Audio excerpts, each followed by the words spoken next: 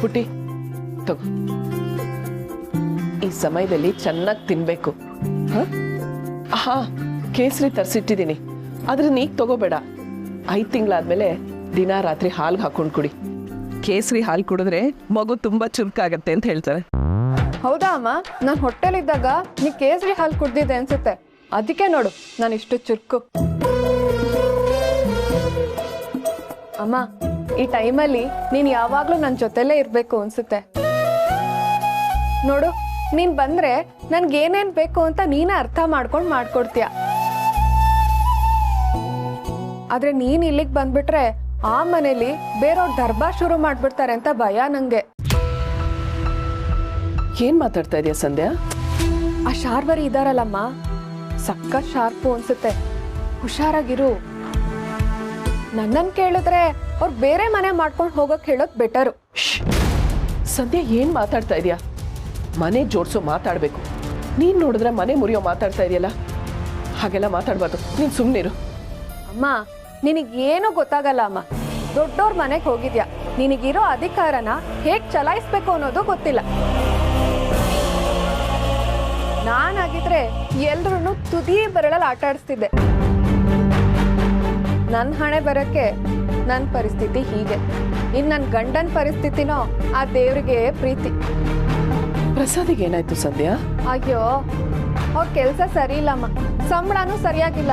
ಅದಕ್ಕೆ ಅವಿ ಅಣ್ಣನ ಕಂಪ್ನಿಲೆ ಅವ್ರಿಗೊಂದು ಕೆಲ್ಸ ಕೊಡ್ಸಿದ್ರೆ ಚೆನ್ನಾಗಿರುತ್ತೆ ಅಂತ ಅನ್ಸುತ್ತೆ ನಂಗೆ. ನೀನ್ ಹೇಗಾದ್ರೂ ಮಾಡಿ ಅಪ್ಪಂಗೆ ಹೇಳಿ ಅವ್ರಿಗೊಂದು ಕೆಲ್ಸ ಕೊಡ್ಸ್ತೀಯಾ ಪ್ಲೀಸ್? ಪುಟ್ಟಿ, ಅದೆಲ್ಲ ಸರಿ ಹೋಗಲ್ಲಮ್ಮ.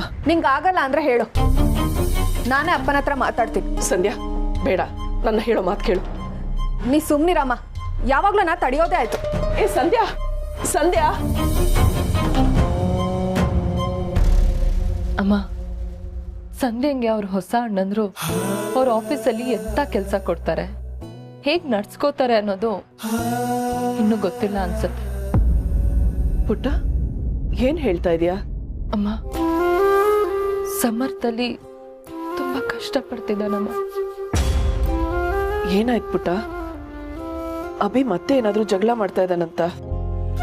ಇಲ್ಲಮ್ಮ, ಅಭಿ ಸಮರ್ಥಿಗೆ ಮ್ಯಾನೇಜರ್ ಕೆಲಸ ಅಲ್ಲಮ್ಮ ಕೊಟ್ಟಿರೋದು, ಅವ್ರಿಗೆ ಊಟ ಬಡಿಸೋದು, ಅವ್ರು ತಿಂದಿರೋ ಇಂಚ್ಲ ತಟ್ಟೆನ ಎತ್ತೋ ಕೆಲಸ ಕೊಟ್ಟಿರೋದಮ್ಮ.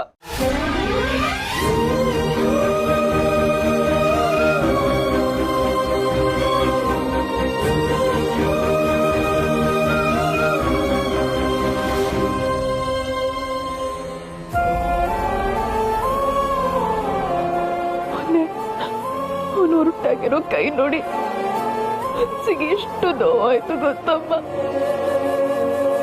ನಿಜವಾಗ್ಲೂ ಯಾರಿಗೂ ಇಂಥ ಪರಿಸ್ಥಿತಿ ಬರಬಾರ್ದಮ್ಮ, ಬರಬಾರ್ದು.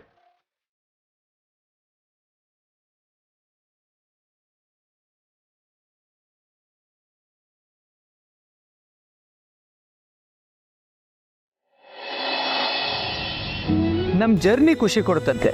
ಹೋಗ್ತಿರೋ ಜಾಗ ಚೆನ್ನಾಗಿದೆ ಅಂತಲ್ಲ, ಹೋಗ್ತಿರೋ ಜೊತೆ ಚೆನ್ನಾಗಿದೆ ಅಂತ. ನೀವು ಇವೆಲ್ಲೇ ಹೋಗಬೇಕು? ಎಲ್ಲಿಗಾದರೂ ಪರವಾಗಿಲ್ಲ. ನೋಡಿ, ಸರಿಯಾಗಿ ಹೇಳಿ. ನಾನೀಗ ನಿಮ್ಮ ಮಗನ ಆಫೀಸ್ಗೆ ಹೊರಟಿದ್ದೀನಿ. ನನ್ನ ಟೆನ್ಷನ್ ನನಗೆ. ನಾನು ನನ್ನ ಮಗನ ಜೊತೆ ಹೋಗ್ತಾ ಇದ್ದೀನಿ, ನನ್ನ ಖುಷಿ ನನಗೆ. ನೀವೆಲ್ಲ ಹೋಗ್ಬೇಕು ಅಂತ ಹೇಳಿದ್ರೆ ಬಿಟ್ಟು ಹೋಗ್ತೀನಿ. ಇಲ್ಲೇ ನಿಲ್ಸು. ಇಲ್ಲ, ನಿನ್ನ ಜೊತೆ ಸ್ವಲ್ಪ ಮಾತಾಡಬೇಕಿತ್ತು. ಮನೇಲಿ ಮಾತಾಡೋದಕ್ಕೆ ಸರಿ ಹೋಗಲ್ಲ ಅಂತ ಕರೆದೆ ಅಷ್ಟೆ. ಏನು ವಿಷಯ? ನಿಜ ಹೇಳು, ನಿನಗೆ ಅಭಿ ಹತ್ರ ಕೆಲಸ ಮಾಡೋದಕ್ಕೆ ಹಿಂಸೆ ಆಗ್ತಿಲ್ವಾ? ನನಗೆ ಹಿಂಸೆ ಆದರೂ ಬಿಟ್ಟರು ಯಾರಿಗೆ? ಹಾಗೆಲ್ಲ ಹೇಳಬೇಡ ಸಮರ್. ನೀನು ಹಿಂಸೆ ಪಟ್ಕೊಂಡು ಅದೇ ಕೆಲಸ ಯಾಕೆ ಮಾಡಬೇಕು? ಇನ್ನೇನು ಮಾಡಲಿ? ಎಷ್ಟೋ ದಿನದಿಂದ ಹುಡುಕಿದ್ಗೆ ಒಂದು ಕೆಲಸ ಸಿಕ್ಕಿದೆ. ಸ್ವಾಭಿಮಾನದಿಂದ ಮಾಡೋಕ್ಕೆ ಯಾವ ಕೆಲಸ ಆದ್ರೇನು? ನೀನು ಮಾಡ್ತಿರೋ ಕೆಲಸ ಚಿಕ್ಕದು ಅಂತ ನಾನು ಹೇಳಿಲ್ಲ ಸಮರ್. ಆದರೆ ಅಭಿ ಹತ್ರ ನೀನು ಕೆಲಸ ಮಾಡ್ತಿರೋದು ನಿನಗೂ ಹಿಂಸೆ, ನಮ್ಮೆಲ್ರಿಗೂ ಹಿಂಸೆ ಅಂತ ಹೇಳಿದೆ ಅಷ್ಟೇ. ಬದುಕಿನ ಅನಿವಾರ್ಯತೆ ಇದ್ದಾಗ ಕೆಲವೊಂದು ಸಲ ಹಿಂಸೆನ ಅನುಭವಿಸ್ಬೇಕಾಗತ್ತೆ. ಹೌದು, ಆದರೆ ಬೇರೆ ಆಯ್ಕೆ ಇದೆ ಅನ್ನುವಾಗ ಯಾಕೆ ಹಿಂಸೆ ಅನುಭವಿಸ್ಬೇಕು? ಏನು ಆಯ್ಕೆ ಇದೆ?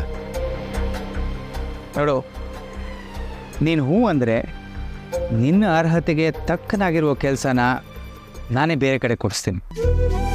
ನಿಮ್ಮ ಕಾಳಜಿಗೆ ಥ್ಯಾಂಕ್ಸ್. ಆದರೆ ನಮ್ಮಮ್ಮ ಅನ್ಸ್ಕೊಂಡಿರೋರೆ ನನ್ನನ್ನು ಬಿಟ್ಟು ಹೋದ್ಮೇಲೆ ಇನ್ಯಾರ ಮೇಲೂ ನನಗೆ ನಂಬಿಕೆ ಇಲ್ಲ.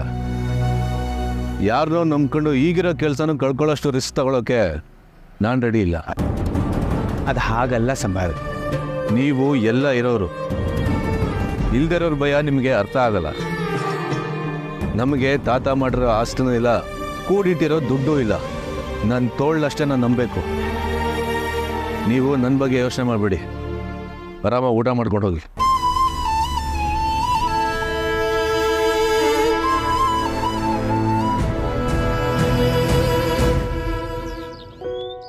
ಅಮ್ಮ, ಇಷ್ಟೆಲ್ಲ ಆದ್ರೂ ನಿಮ್ಮ ಮಗ ನನ್ನ ಹತ್ರ ಒಂದು ಮಾತು ಹೇಳಿಲ್ಲ.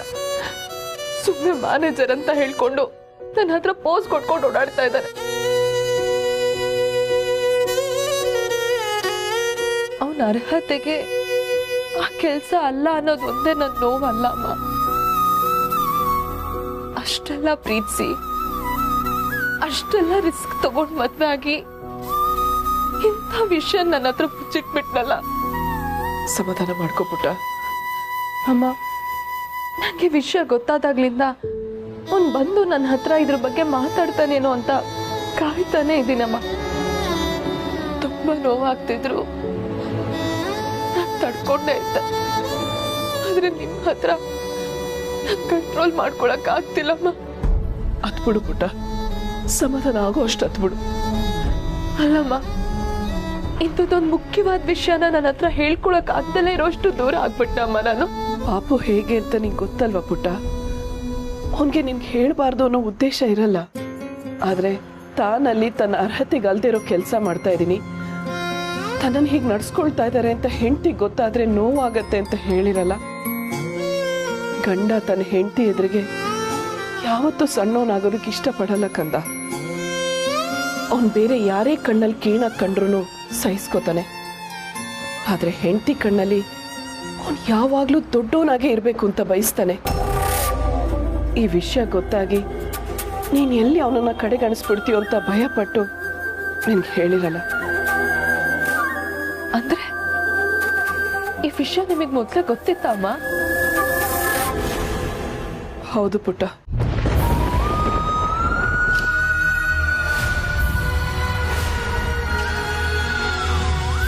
ಏನ್ ಹೇಳ್ತಾ ಇದ್ದೀರಾ? ನಿಮ್ಗೂ ಈ ವಿಷಯ ಗೊತ್ತಿದ್ರು ನನ್ನಿಂದ ಮುಚ್ಚಿಟ್ರ? ಕ್ಷಮಿಸು ಪುಟ್ಟ, ನನಗೆ ನಿನ್ನ ಹತ್ರ ಹೇಳೋಕ್ ಧೈರ್ಯ ಬರಲಿಲ್ಲ. ಈ ವಿಷಯ ನಿನಗೆ ಬೇರೆ ಯಾರಿಂದಲೋ ಗೊತ್ತಾಗಿ ನೀನು ನೋವು ಪಟ್ಕೊಳ್ಳೋ ಬದಲು ಅವನಿಂದನೇ ಗೊತ್ತಾಗ್ಲಿ ಅನ್ಕೊಂಡೆ. ಅಲ್ಲಮ್ಮ, ಅವನಿಗೆ ನೀವ್ ಯಾಕೆ ಕೆಲಸ ಬೇಡ ಅಂತ ಹೇಳಲಿಲ್ಲ? ಹೇಳ್ದೆ ಇರ್ತೀನ ಪುಟ್ಟ. ಅವತ್ತು ಅವನು ಈ ಕೆಲಸ ಒಪ್ಕೊಂಡಿದ್ದ ದಿನಾನು ನಾನು ಅಲ್ಲೇ ಇದ್ದೆ ಪುಟ್ಟ.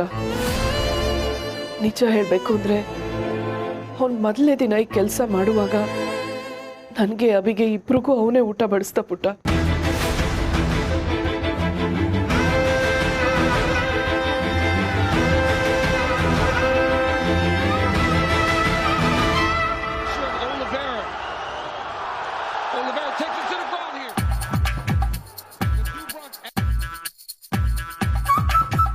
ದತ್ತ, ಏನಾಯ್ತು? ಕೋಪ ಮಾಡ್ಕೊಂಡಿದ್ದೀರಾ? ನನ್ನ ಹತ್ರ ಯಾರೂ ಮಾತಾಡಬೇಕಾಗಿಲ್ಲ. ನಿಮ್ಮ ಹತ್ರ ಮಾತಾಡದೆ ಹೇಗಿರಲಿ ನಾನು? ಈಗೆಲ್ಲ ಹೋಗಿದ್ಯಲ್ಲ, ಹಾಗೇ ಇರು. ಓಹೋ, ನಿಮಗೆ ಹೇಳ್ದೆ ಹೊರಗಡೆ ಹೋದೆ ಅಂತ ಕೋಪನಾ? ನೀನು ಹೇಳಿಲ್ಲ ಅಂತ ನಾನು ಯಾಕೆ ಕೋಪ ಮಾಡ್ಕೊಳ್ಳಿ? ಹಾಗಾದರೆ ಇಷ್ಟೊತ್ತು ನಿಮ್ಮನ್ನು ಬಿಟ್ಟು ಹೊರಗಡೆ ಹೋಗಿದ್ದಕ್ಕೆ ಸಿಟ್ಟ? ನಾನು ಯಾಕೆ ಸಿಟ್ಟು ಮಾಡ್ಕೊಳ್ಳಿ? ಏನು ನನಗೇನು ಒಬ್ಬನೇ ಇರೋಕ್ಕೆ ಬರಲ್ವಾ? ಆಹಾ, ಕೋಪ ಮಾಡಿಕೊಂಡ್ರೆ ಸಖತ್ತಾಗಿ ಕಾಣ್ತೀರ. ನಾನು ಸಖತ್ತಾಗಿ ಕಾಣೋದಕ್ಕೆ ಕೋಪಿಸ್ಕೊಳ್ಳೇಬೇಕು ಅಂತ ಏನಿಲ್ಲ. ಹೇಗಿದ್ರೂ ದತ್ತ ಚೆನ್ನಾಗೇ ಕಾಣ್ತಾನೆ. ಅದು ನಿಜ. ಈಗ ಕೋಪ ಯಾಕೆ ಮಾಡ್ಕೊಂಡ್ರಿ ಹೇಳಿ? ಇನ್ನೇನು ಮತ್ತೆ ಮನೆಗೆ ಬಂದವನು ನನ್ನ ಜೊತೆ ಸ್ವಲ್ಪ ಕಾಲ ಕಳೆಯೋದು ಬಿಟ್ಬಿಟ್ಟು ಎಲ್ಲ ಹೊರಗಡೆ ಹೋಗಿದ್ಯಲ್ಲ. ಓ ಗೊತ್ತಾಯ್ತು ಬಿಡು, ನಾನು ಎಲ್ಲಿ ಚೆಸ್ ಕರ್ರೆ ನೀನು ಸೋತ್ ಹೋಗ್ತೀಯೋ ಅಂತ ಅಂದ್ಬಿಟ್ಟು ಎಸ್ಕೇಪ್ ಆಗ್ಬಿಟ್ಟಿಯಾ? ಗೊತ್ತಾಗೋಯ್ತಾ? ಓಹ, ಈ ದತ್ತನ ಮುಖ ನೋಡೆ ಮನಸ್ಸಲ್ಲಿ ಏನಿದೆ ಅಂತ ಹೇಳ್ತಾನೆ. ಆದ್ರೆ ಒಂದು ವಿಷಯಕ್ಕೆ ಮಾತ್ರ ನಿನ್ನ ಮೆಚ್ಚಲೇಬೇಕು ಕಣ. ನನಗೆ ಕೋಪ ಬಂದಿದೆ ಅಂತ ಎಷ್ಟು ಬೇಗ ಕಂಡು ಹಿಡಿದ್ಬಿಟ್ಟೆ. ಈಗೇನು ಸರಿ ಹೋಯ್ತಾ?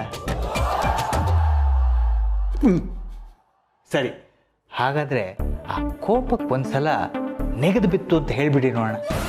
ತರಲೆ ಮದುವೆ ಆದ್ಮೇಲೆ ನೀನ್ ಬಹಳ ತರಲೆ ಆಗ್ಬಿಟ್ಟಿದ್ಯ ಕಣ. ಮಾಧವ, ಹೇಗಿದೆ ನಿನ್ ಸಂಸಾರ? ಪರವಾಗಿಲ್ಲ ಅಂತ. ತುಳಸಿಯವ್ರಿಗೆ ನಮ್ಮ ಮನೆಗೆ ಬಂದಾಗಿಂದನೂ ಒಂದಲ್ಲ ಒಂದು ಸಮಸ್ಯೆ. ಬಹುಶಃ ಮನಸ್ಸು ಬೆರೆಯೋಕೆ ಇನ್ನೂ ಸಮಯ ಬೇಕೇನೋ. ಹೌದು ಮಾಧವ, ಈ ಸಮಯ ಅನ್ನೋದು ಒಂದು ಅದ್ಭುತವಾದ ಔಷಧಿ ನೋಡು. ಅದು ಪ್ರೀತಿಸಿದವರು ಇಲ್ಲ ಅಂತ ಅನ್ನೋದಕ್ಕೂ ಮದ್ದು, ದ್ವೇಷದ ಮಧ್ಯೆ ಪ್ರೀತಿ ಬೆಳೆಸೋದಕ್ಕೂ ಮದ್ದು. ಅದು ಹೌದು, ಆದರೆ ಒಂದೊಂದ್ಸಲ ಅನಿಸುತ್ತೆ ಅವರು ಇಲ್ಲೇ ನೆಮ್ಮದಿಯಾಗಿದ್ರೇನೋ ಅಂತ. ಆ ಮನೆಗೆ ಬಂದು ಸಂಕಟ ಅನುಭವಿಸ್ತಿದ್ದಾರೆ ಅನಿಸುತ್ತೆ. ನೀನಿರೋದು ಯಾತಕ್ಕೆ? ಅವಳು ಸಂಕಟ ಪಡ್ತಿದ್ರೆ ನೀನು ನಗಿಸ್ಬೇಕು ಕಣೋ. ನಿಮ್ಮಿಬ್ಬರಿಗೂ ಮದುವೆ ಮಾಡಿಸಿರೋದು ಬರೀ ನಿಮ್ಮ ಮಕ್ಕಳು, ನಿಮ್ಮ ಮನೆ ಅಂತ ಆ ಒಂದು ಸಮಸ್ಯೆನಲ್ಲೇ ಮುಳುಗಿರಲಿ ಅಂತಲ್ಲ. ಆ ಮಕ್ಕಳನ್ನೆಲ್ಲ ಒಂದು ದಡಕ್ಕೆ ತರೋ ಅಂಥ ಸವಾಲು ನಿಮ್ಮ ಮುಂದಿದೆ ನಿಜ. ಆದರೆ ಹಾಗಂತ ನಿಮ್ಮ ನಗುನ ನೀವು ಮರಿಬಾರ್ದು ಕಣ. ಅವಳಿಗೆ ಬೇಜಾರಾದಾಗ ನೀನು ನಗಿಸು, ನಿನಗೆ ನೋವಾದಾಗ ಅವಳ ಜೊತೆ ಹೇಳ್ಕೊಂಡು ಮನಸ್ಸು ಹಗರ ಮಾಡ್ಕೊ. ನೀನು ಹೀಗೆ ಮಾಡಿದ್ರೆ ಅವಳು ನಿನ್ನ ನಗಿಸ್ತಾಳೆ, ನಿನ್ನ ಜೊತೆ ಎಲ್ಲ ಹಂಚ್ಕೋತಾಳೆ. ದಾಂಪತ್ಯ ಅಂದರೆ ಇಷ್ಟೇ ಅಲ್ವೇನೋ? ಹೌದಲ್ವಾ? ನಾನು ಯಾಕೆ ಹೀಗೆ ಯೋಚನೆ ಮಾಡಲಿಲ್ಲ? ಯಾವಾಗಲೂ ಮನೆ ಸಮಸ್ಯೆ ಅಂತಲೇ ಯೋಚಿಸ್ತಾ ಇದ್ದೆ. ತುಳಸಿಯವರು ಅದರಲ್ಲೇ ಮುಳುಗೋಗಿದ್ರು. ಜೀವನ ಅಂದರೆ ಬರೀ ಅಷ್ಟೇ ಅಲ್ವಲ್ಲ, ನಾವು ನಗೋದನ್ನು ಕಲಿಬೇಕು ಅಲ್ವಾ? ಬರೀ ಕಲಿಯೋದಲ್ಲ, ಕಲಿಸ್ಬೇಕು. ತುಳಸಿಗೆ ನಗೋದನ್ನು ಕಲಿಸು, ಅವಳ ನಗುವೆ ನೀನಾಗು. ಆಗ ನೋಡು ಜೀವನ ಹೇಗಿರುತ್ತೆ ಅಂತ. ಸೂಪರ್ ದತ್ತ, ನೀವು ಗೊತ್ತಾಯ್ತಾ? ಇಂಥ ಐಡಿಯಾಗಳು ಇನ್ನೂ ಬೇಕು ಅಂತಂದ್ರೆ ಈ ದತ್ತನ್ನ ಕೇಳು, ಅವನ ಹತ್ರ ಬೇಕಾದಷ್ಟಿದೆ. ಅವಶ್ಯವಾಗಿ. ಹೌದೌದು, ಇದೇ ಖುಷಿನಲ್ಲಿ ಮಧ್ಯಾಹ್ನ ಊಟಕ್ಕೆ ಅವಶ್ಯವಾಗಿ ಕಡಲೆಬೇಳೆ ಪಾಯಸ ಮಾಡಬೇಕು. ಸರಿ ಮಾಡಿ. ಏಯ್ ತರ್ಲೆ, ನಾ ಮಾಡೋದಲ್ಲ, ನೀನು ಮಾಡಬೇಕು.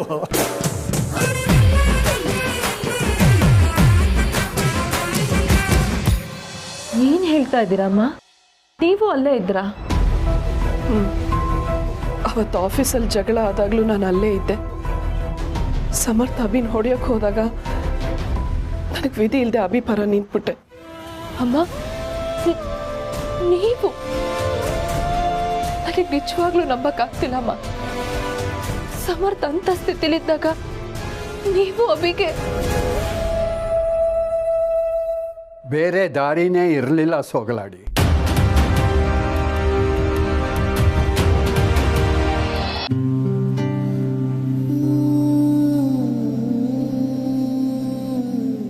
ಅಭಿ ಮೇಲೆ ಕೈ ಮಾಡಿದ್ರೆ ನಿನ್ನ ಗಂಡನ ಭವಿಷ್ಯನೇ ಹಾಳಾಗೋದು. ಆ ಅಭಿ ಸ್ವಭಾವ ನಿನಗೆ ಗೊತ್ತಲ್ವಾ ಸೋಗಲಾಡಿ? ಇಬ್ರು ಮಕ್ಕಳೇ, ಯಾರ ಪರ ನಿಲ್ಲಿ ಅಂತ ಅಂದ್ಬಿಟ್ಟು ಪಾಪ ತುಳಸಿಗೆ ಉಭಯಿಸಂತ. ಆ ಅಭಿ ಮೊದಲೇ ಪ್ಲ್ಯಾನ್ ಮಾಡಿಕೊಂಡು ತುಳಸಿಗೆ ನೀವೇ ಆಫೀಸಿಗೆ ಊಟ ತರಬೇಕು, ನಗ್ತಾ ನಗ್ತಾ ನನ್ನ ಜೊತೆಯಲ್ಲಿ ಊಟ ಮಾಡಬೇಕು ಅಂತ ಭಾಷೆ ತಗೊಂಡು ಇಷ್ಟೆಲ್ಲ ಮಾಡಿದ್ದಾನೆ. ಏನೂ ಅರಿಯದೇ ಇರೋ ತುಳಸಿ ಅಭಿ ಬದಲಾಗಿದ್ದಾನೆ. ತನ್ನ ಕೈನಲ್ಲೇ ಆಫೀಸ್ಗೆ ಊಟ ತರಿಸ್ಕೋತಾ ಇದ್ದಾನೆ ಅಂತ ಖುಷಿಯಾಗಿ ಹೋಗಿದ್ದಾಳೆ. ಅಲ್ಲಿ ನೋಡಿದ್ರೆ ಅವಳ ಹೆತ್ತ ಮಗನಿಗೆ ಅವಳ ಎದುರಿನಲ್ಲೇ ಅವಮಾನ ಮಾಡಿದ್ದಾನೆ. ಈ ತಾಯಿ ಜಾಗದಲ್ಲಿ ಬೇರೆ ಯಾರೇ ಇದ್ದಿದ್ರು ಪಾಪ ಏನಾಗ್ತಿದ್ರು. ಆದರೆ ಇವಳು ಸಹನಾಮಯಿ, ಎಲ್ಲ ಸಹಿಸ್ಕೊಂಡು ಬಂದಿದ್ದಾಳೆ.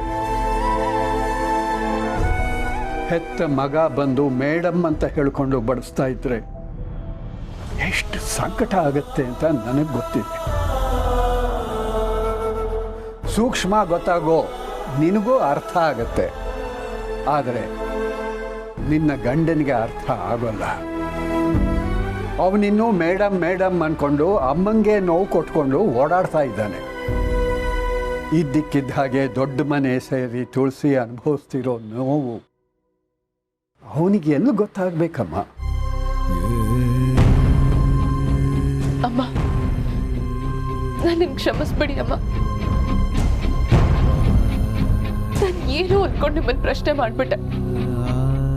ಅವನನ್ನ ಹೆತ್ತು ಹೊತ್ತು ಇಷ್ಟು ವರ್ಷ ಸಾಕಿರೋ ನಿಮಗೆ ಅವನನ್ನ ಅಂತ ಪರಿಸ್ಥಿತಿನಲ್ಲಿ ನೋಡೋದಕ್ಕೆ ಎಷ್ಟು ಕಷ್ಟ ಆಗತ್ತೆ ಅಂತ ನನಗೆ ಅರ್ಥ ಆಗತ್ತಮ್ಮ. ಇಷ್ಟೆಲ್ಲ ನಿಮ್ ಕಣ್ಮುಂದೆ ನಡೆದ್ರು ನೀವ್ ಇದನ್ನೆಲ್ಲ ಹೇಗ್ ಸಹಿಸ್ಕೊಂಡ್ರಿ ಅಮ್ಮ? ನೀವು ನಿಜವಾಗ್ಲೂ ಗ್ರೇಟ್.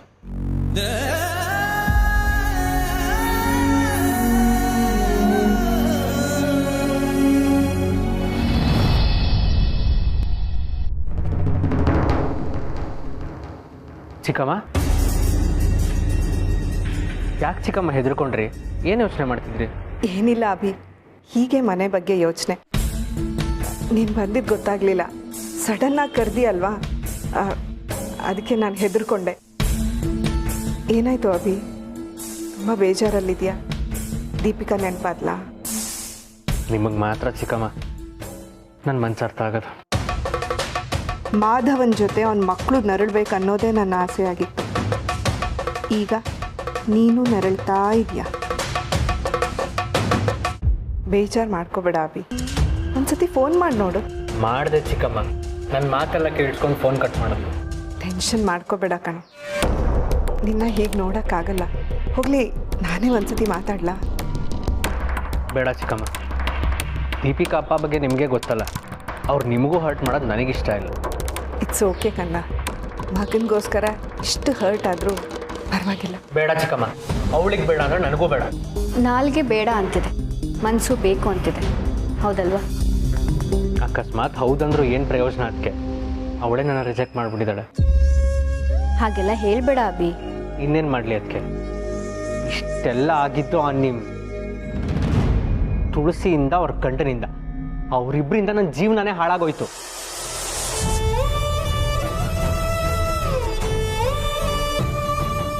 ಅತ್ತೆ, ಹೇಗಾದರೂ ಮಾಡಿ ಅಭಿ ದೀಪಿಕನ್ನ ಒಂದು ಮಾಡಬೇಕು ಅಲ್ವಾ?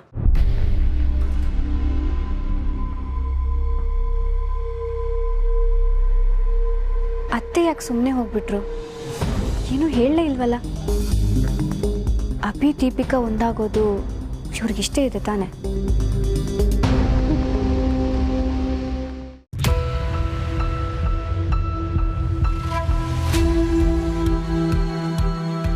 ಅಪ್ಪ, ಹೇಳಿ ಸಂಧ್ಯಾ. ನಿಮ್ಮ ಹತ್ರ ಸ್ವಲ್ಪ ಮಾತಾಡಬೇಕು, ಬನ್ನಿ. ನೀವ್ಯಾಕೆ ಬರ್ತಿದ್ದೀರಾ? ಅಪ್ಪ ಮಗಳು ಪರ್ಸ್ನಲ್ ಆಗಿ ಮಾತಾಡಬೇಕು, ನೀವು ಬರಬೇಡಿ. ಪರವಾಗಿಲ್ಲ ಸಂಧ್ಯಾ, ಪ್ರಸಾದ್ ಬಂದ್ರೇನು? ನಿಮಗೆ ಗೊತ್ತಾಗಲ್ಲಪ್ಪ, ಸುಮ್ಮನಿರಿ. ಪ್ರಸಾದ್, ನೀವು ರೂಮಲ್ಲಿರಿ.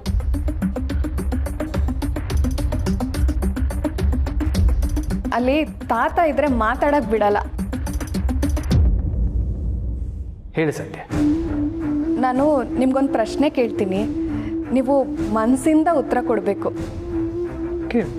ಅದು, ನೀವು ನನ್ನ ನಿಜವಾಗ್ಲೂ ಮಗಳು ಅಂತ ಒಪ್ಕೊಂಡಿದ್ದೀರಾ ಅಥವಾ ಸುಮ್ಮನೆ ಬಾಯಿ ಮಾತಿಗೆ ಮಗಳು ಅಂತಿದ್ದೀರಾ? ಯಾಕೆ ಹಾಗೆ ಹೇಳ್ತೀಯ ಸಂಧ್ಯಾ? ನನಗೆ ನೀನು ಸಮರ್ಥ ಇಬ್ಬರು ಮಕ್ಕಳೇ ಅಂದಮೇಲೆ ನೀವು ನಂಗೆ ಸಹಾಯ ಮಾಡ್ತೀರಾ ಅಲ್ವಾ? ಏನು ಸಹಾಯ ಸಂಧ್ಯಾ? ನಾನು ಯಾವುದೋ ಇಕ್ಕಟ್ಟಿಗೆ ಸಿಕ್ಕಾಕೊಂಡಿದ್ದೀನಪ್ಪ. ಯಾರ ಹತ್ರನೋ ಯಾವಾಗಲೂ ಮಾಡ್ಕೊಂಡಿದ್ದು ಸಾಲ, ಅದನ್ನು ನನಗೂ ತೀರ್ಸೋಕ್ಕಾಗ್ತಿಲ್ಲ. ಪ್ರಸಾದ್ ಹತ್ರನೂ ದುಡ್ಡಿಲ್ಲ. ಅದಕ್ಕೆ ಅವತ್ತು ಅಭಿ ತಮ್ಮನ ಹತ್ರ 1 ಲಕ್ಷ ಇಸ್ಕೊಂಡಿದ್ದು. ಆದರೆ ಇನ್ನೂ 3 ಲಕ್ಷ ದುಡ್ಡು ಕೊಡಬೇಕು, ಇಲ್ಲಾಂದರೆ ಮನೆ ಹತ್ರ ಬಂದು ಗಲಾಟೆ ಮಾಡ್ತಾರಂತೆ. ಹೊಟ್ಟೆಲ್ ಮಗುನ ಇಟ್ಕೊಂಡು ಇದನ್ನೆಲ್ಲ ಹೇಗೆ ಫೇಸ್ ಮಾಡಲಿ? ಅಮ್ಮನ ಹತ್ರ ಹೇಳಿದ್ರೆ ಯಾಕೆ ಹೀಗೆಲ್ಲ ಮಾಡ್ಕೊಂಡೆ ಅಂತ ಬೈತಾಳೆ. ಪ್ಲೀಸ್ ಅಪ್ಪ, ಇದೊಂದು ಸಲ ಹೆಲ್ಪ್ ಮಾಡಿ. ನೀನು ಹೀಗೆಲ್ಲ ಪ್ಲೀಸ್ ಅಂತ ಹೇಳಬಾರ್ದು. ಸಹಾಯ ತಾನೇ ಮಾಡೋಣ. ಈ ವಿಷಯನ ಮೊದಲು ತುಳಸಿಯವ್ರ ಹತ್ರ ಮಾತಾಡೋಣ ಬಾ. ಅಯ್ಯೋ, ಅಮ್ಮಂಗೆ ಕೇಳಿದ್ರೆ ಅವಳು ಬೈತಾಳೆ ಅನ್ನಲ್ಲಪ್ಪ. ಈ ಟೈಮಲ್ಲಿ ಅಮ್ಮ ಬೈದ್ರೆ ನಂಗೆ ತುಂಬ ಹರ್ಟ್ ಆಗುತ್ತೆ. ಆದರೂ ಒಂದ್ಸಲ ಅವ್ರ ಹತ್ರ ಹೇಳಿದರೆ. ಅಪ್ಪ ಪ್ಲೀಸ್, ನೀವು ಮನ್ಸು ಮಾಡಿದ್ರೆ ಅವಳು ಒಪ್ಕೊತಾಳೆ. ನಾನಿನ್ನು ಯಾವತ್ತೂ ಯಾವ ಎಡವಟ್ಟು ಮಾಡ್ಕೊಳ್ಳಲ್ಲ. ಇದೊಂದು ಕಂಟಕ ಕಳ್ಕೊಂಬಿಟ್ರೆ ಸಾಕು. ಇನ್ಯಾರ ಹತ್ರನೂ ಯಾವ ವ್ಯವಹಾರನೂ ಇಟ್ಕೊಳ್ಳಲ್ಲ. ನಾನು ನನ್ನ ಮಗು ಅಂತ ಇದ್ಬಿಡ್ತೀನಿ. ಪ್ಲೀಸ್ ಅಪ್ಪ. ನೀನು ಪ್ಲೀಸ್ ಎಲ್ಲ ಹೇಳಬೇಡ ಅಂತ ಹೇಳಿದ್ನಲ್ಲ ಸಂಧ್ಯಾ. ನಿನ್ಗೇನು ಸಹಾಯ ಬೇಕಿದ್ರು ನನ್ನನ್ನು ಕೇಳು. ಹಾಗಾದರೆ ಇನ್ನೊಂದು ಮಾತು ಹೇಳಲಾ? ಹೇಳು. ನನ್ನ ಗಂಡ ಪ್ರಸಾದ್ ಕೆಲಸ ಸ್ವಲ್ಪನೂ ಚೆನ್ನಾಗಿಲ್ಲ. ಹೇಳ್ಕೊಳಕ್ಕೆ ಹೈಕೋರ್ಟ್ ಅಷ್ಟೇ, ಸಂಬಳ ಅಷ್ಟಕ್ಕಷ್ಟೇ. ಅದಕ್ಕೆ ಅವ್ರಿಗೆ ಒಳ್ಳೆ ಸಂಬಳ ಬರೋ ಥರ ಕೆಲಸ ಬೇಕು. ಅದಕ್ಕೇನಂತೆ ಕೊಡ್ಸೋಣ.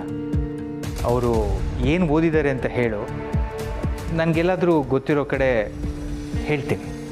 ಎಲ್ಲೋ ಯಾಕಪ್ಪ, ನಿಮ್ಮ ಕಂಪ್ನಿನೇ ಇದೆಯಲ್ಲ, ಅವಿ ಅಣ್ಣಂದೇ ಅಷ್ಟು ದೊಡ್ಡ ಕಂಪ್ನಿ ಇದೆಯಲ್ಲ. ನೀವು ಮಾತಾಡಿದ್ರೆ ಪ್ರಸಾದ್ಗೆ ಮ್ಯಾನೇಜರ್ ಕೆಲಸ ಪಕ್ಕಾ ಸಿಗುತ್ತಪ್ಪ. ಬಾ ಮೈದ, ಇಬ್ರು ಒಂದೇ ಕಡೆ ಇದ್ದಾಗುತ್ತೆ. ಲಕ್ಷಗಟ್ಟೆ ಸಂಬಳ ಬಂದರೆ ನಮಗೂ ಎಲ್ಲ ಥರ ಅನುಕೂಲ ಆಗುತ್ತೆ.